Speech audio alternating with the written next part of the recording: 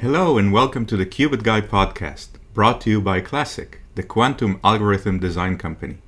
My name is Yuval, and my guest today is Faisal Khan, an academic researcher turned CEO of Darkstar Quantum Lab. Faisal and I discuss random numbers as a service, water conservation using quantum technology, the competitive quantum gaps in the US, and much more. We hope you enjoy this episode. Please let us know how we did by emailing hello@classiq.io. That's hello at classiq.io. Hello, Faisal, and thanks for joining me today. Hello, Yuval. My pleasure. Thank you for having me. So who are you and what do you do? So I am, my full name is Faisal Shah Khan. I am the interim CEO of a startup company in the quantum ecosystem. The company's name is Darkstar Quantum Lab. Prior to that, I was an academic, actually. I was working in the academic field for about 10 years, and I was in Abu Dhabi at that time. I am back in the US now, leading this company towards, product roadmaps and some providing some thought leadership in terms of where quantum technologies today, as they're available commercially, can be applied and a benefit can be gained. Is there a particular area that Darkstar focuses on? By the way, where does Darkstar come from? Yes, that's a question we've been asked several times. So the information I have on that is that the co-founder, the original founder, I guess you could say, of Darkstar is David Wilkinson, and I think I know for a fact that he was motivated just by black holes. The Darkstar is just another name for a black hole. Now, after the fact, I've been informed that apparently there's a song. I want to say it's by Beatles or some group around about that time period. A song that's titled Darkstar. And apparently there's also a science fiction movie from the 80s, if I remember correctly, also by the same title. So that's, of course, good to know. We picked up on something that's, obviously a cultural phenomena, and we hope that's going to happen with our company as well.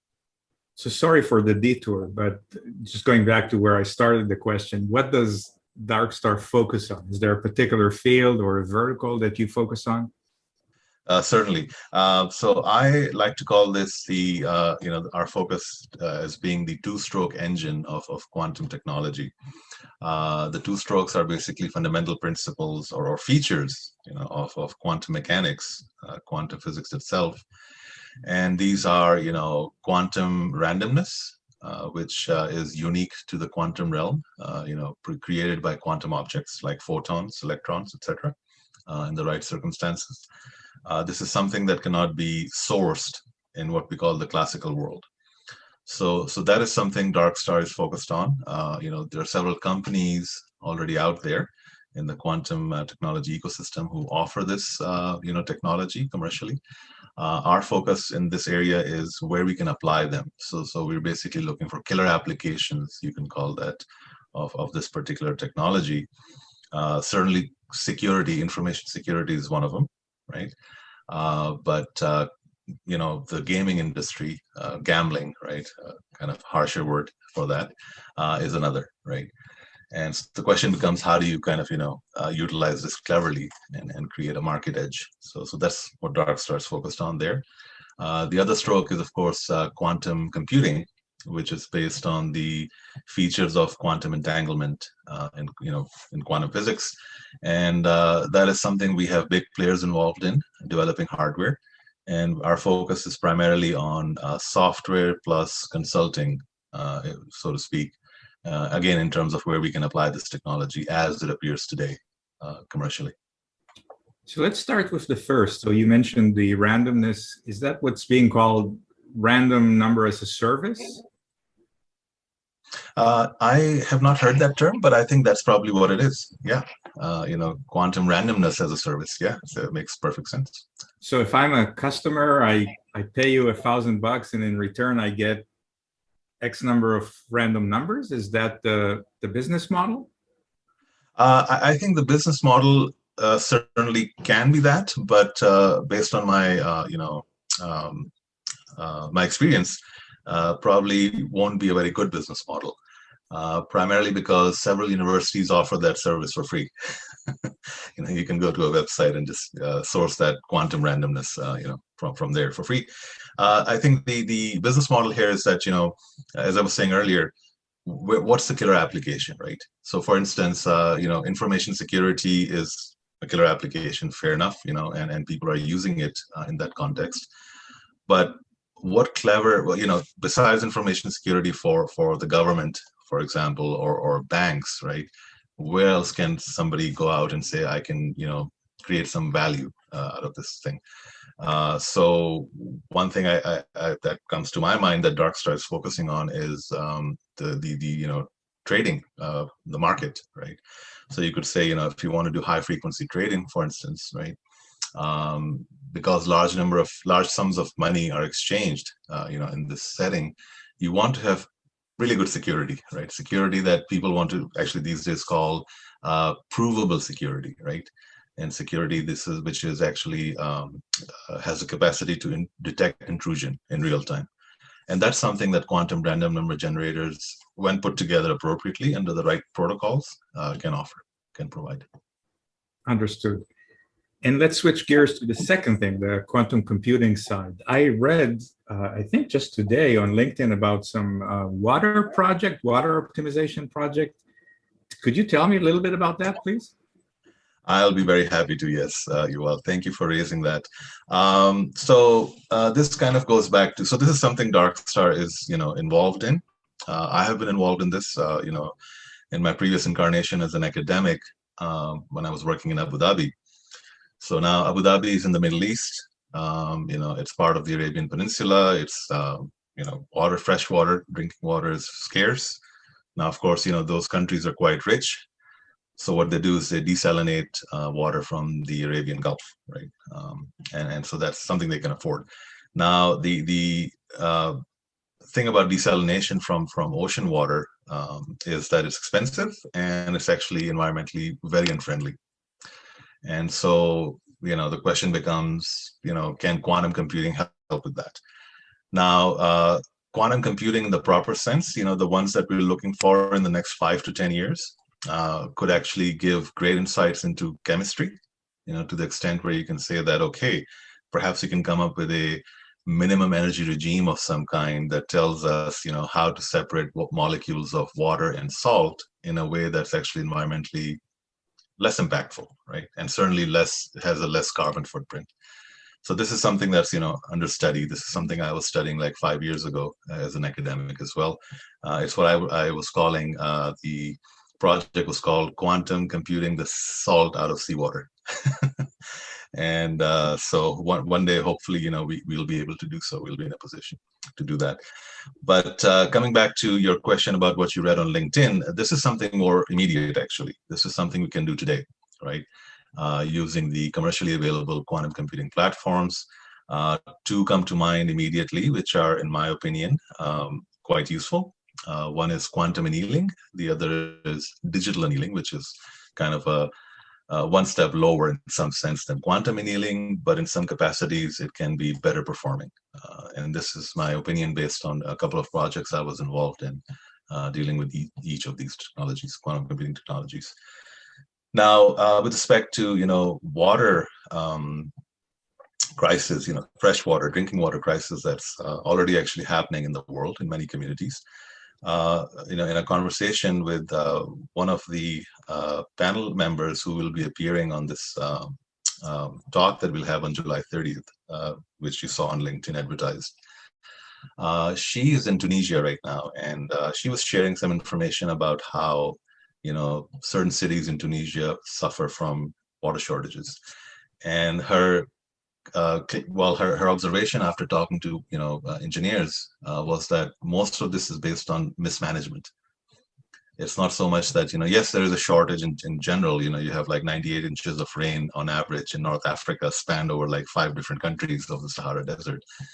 But besides that, it's a matter of management and not so much, mismanagement, but suboptimal management, constrained by technology, right? What technology we have today for computing, right? How to, supply water back and forth to different communities.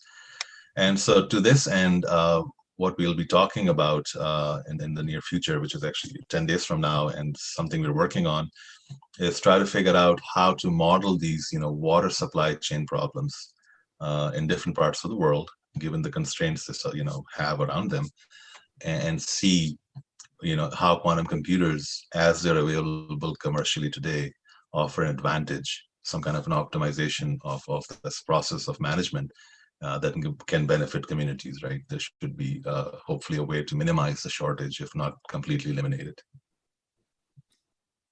How large of a quantum computer do you need to do a good enough job in that optimization? I mean, today, quantum computers, a couple of dozen qubits, is that enough, or are you sort of banking on the next generation of hardware?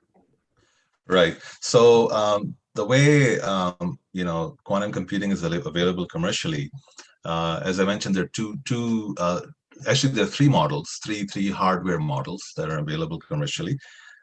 Two of them I mentioned. One of them was quantum annealing. The other was digital annealing, which is sort of, semi-quantum, one could say, not really properly quantum. And the third is, what people call gate level quantum computing.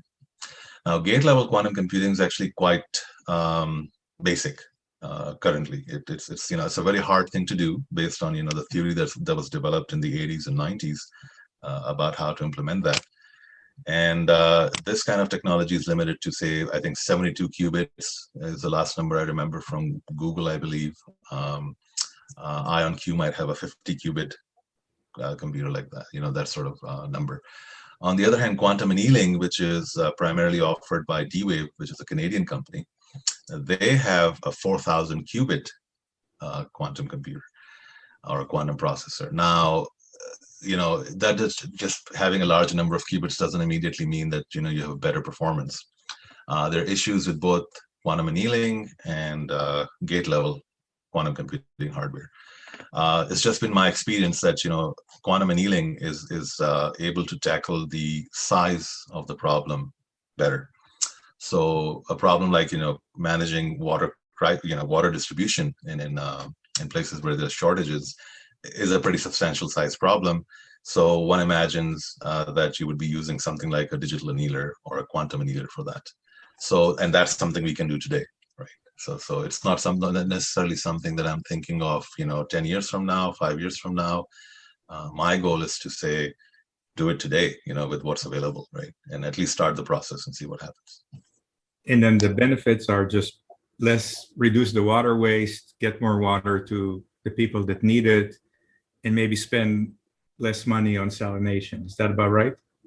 Exactly. I think the primary goal would be to make sure that, I should mention that because of climate change, there are communities, countries, in fact, around the world that are on the brink of, disaster in terms of extinction, if you think about it. My favorite example, of course, is Pakistan, where I'm originally from. That has 5 rivers running through it, and they're all based on the Himalayan glaciers, right, which are predicted to be gone in the next 50 to 100 years. So you're looking at least 250 million people 50 years from now will have to leave that part of the world or adapt dramatically. So what kind of a crisis would that create for the whole planet? So with that in mind, I think it's very important to sort of look at, as you said, what's the best way to optimize the use of water. And so for example, in Tunisia, when I was talking to Sahar, the panelist I'll be talking to on July 30th, she mentioned that, there's a lot of fossil water, as they say, underneath the sands of, the African, North African deserts. And it's really a strategic reserve for these countries. But when they mismanage water distribution as they get water from rainfall, people end up drilling into this strategic reserve, and that's just a mismanagement, and a crisis in the making. So going back to your question, yes, these are the things we would like to see mitigated, based on this new technology of quantum computing. Amazing. So if you ever get tired of dark star, maybe green quantum is the new name for the company. Well, certainly, we'll rename it Green Dark Star. Exactly. Green and dark, very good. Yeah. As you look at your consulting clients and the interest that you're getting from around the world, is there a particular industry, government or supply chain or finance that stands out as with a thirst for quantum these days? Right. So, here's how I think I should start addressing your question. Typically, it's been, my experience when I was growing up as a much younger person, right, in the world, that, North America was leading pretty much in everything technological, right? And certainly it was the case, back in the 80s, 90s, 2000s, and even in this previous decade, right? But my understanding today is that, when it comes to quantum technology, North America is quite behind, right? And it would be nice if it actually jumps into this this quantum game, if you want to call it, early enough to actually set the rules and then kind of gain an advantage. Now, even though if it's a little bit behind from my point of view, I still have faith in the system, because I think once galvanize enough government resources. For example, that happened recently. The Senate passed a $200 billion bill with, I think, $50 billion plus allocated to quantum computing technologies, or quantum technologies in general. So certainly there's this market here where the attitude is still what we like to call the American way of doing things, right? There's a vision that can be exploited for new technologies, and I think you'll find plenty of investors all across the government segments, as well as the market, finance, for example. So certainly that's one thing Darkstar is clearly focused on. Department of Defense, or ideally, if possible, but the defense and space industry in particular is something that we're focusing on. On the other side, finance comes to mind, and there's a whole area of fintech that's kind of popular, and in fact popular because it's practically useful. So certainly fintech, as it relates to say for example in New York, right? Another place that comes to my mind, having lived there for a decade, is Abu Dhabi, which has recently set up a fintech regulatory body in Abu Dhabi. It's called Abu Dhabi Global Markets. These are people who had expressed interest in quantum technologies at one stage when I was there. So that's certainly an area of interest, and of course China, is spending a lot of money developing parts of Central Asia, South Asia, even Middle East. They have projects in Iran and the east coast of Africa. And the project that comes to mind is this mega project, which is, I think, expected to be around $4 trillion in its ultimate budget that'll get spent on it. And it consists of basically creating a supply chain, taking Chinese goods, to Africa, to the Middle East, in a cheap, and Europe ultimately, in a way that's, as cheap as possible. So with a budget like that, right, and you have a new emerging technology which has been proven in the lab, and even practical use cases have been shown, and this is of course quantum annealing I'm thinking of with respect to quantum computing. This would be an area which is just sitting there for somebody to go and say, hey, what can we do for you, right? And galvanize this community there to start allocating funding and creating business values. So if you were advising U.S. policymakers on closing that gap as you presented, would it be government investment? Would it be setting up additional research? Is it venture capital that's missing, or is it entrepreneurship? What do you think is the key to closing that gap that you're describing? Yeah, I'm gonna bring up my favorite historian here. I think he's no, I know for a fact he's an Israeli historian. He has the same name as yours, Yuval Noah Hariri. Perhaps you know of him, and his books were quite popular, still are. There was a series of them. One of them is called Homo Deus, History of Tomorrow, and he talks about how the knowledge economy that has been created in several parts of the world today has actually mitigated warfare, right, and created opportunity and value to an extent where warfare becomes more expensive than collaboration and peaceful coexistence. And so I think I would start by saying, a quantum knowledge economy is needed, right? There's some investment from the government, yeah, I guess the word investment is the right one, where it actually does a lot more compared to what it has done so far in putting money into universities and labs, national labs, to create a sense of, excitement and provide the information, create informed users and human resource, which can understand what the impact of quantum technology can be, even today, right? It's already happening. That would be nice. On the other hand, perhaps the right way to proceed is to kind of see if we can bring about, the my personal computing revolution, right? Which didn't happen from a government point of view. It was a purely, private investment and entrepreneurship, as you said, that produced it and eventually created this, huge economy that we are living in today. This is something actually we try to motivate and support at Darkstar. Our heroes are Bill Gates and Steve Wozniak and Steve Jobs.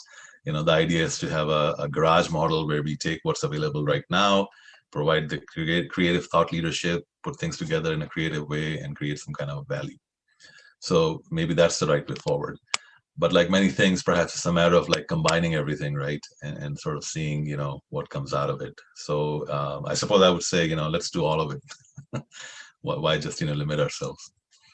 Very good. So, Faisal, I could keep talking to you for a long time, but I know we have to go. So for those who want to connect with you and learn more about your work, what's the best way to do so? Sure, yeah. And this would be, I guess, my email address is probably, where I can be approached most easily. It is quantumsheikh@gmail.com. Quantum as in Quantum, and sheikh is an Arabic word, right? It's spelled Sheikh. So quantum sheikh, one word, at gmail.com. Is the best place to reach out to me, and please do. Everybody's welcome to do so. Excellent. So Faisal, thank you very much for joining me today. Thank you so much, you all, for this opportunity. Pleasure talking to you.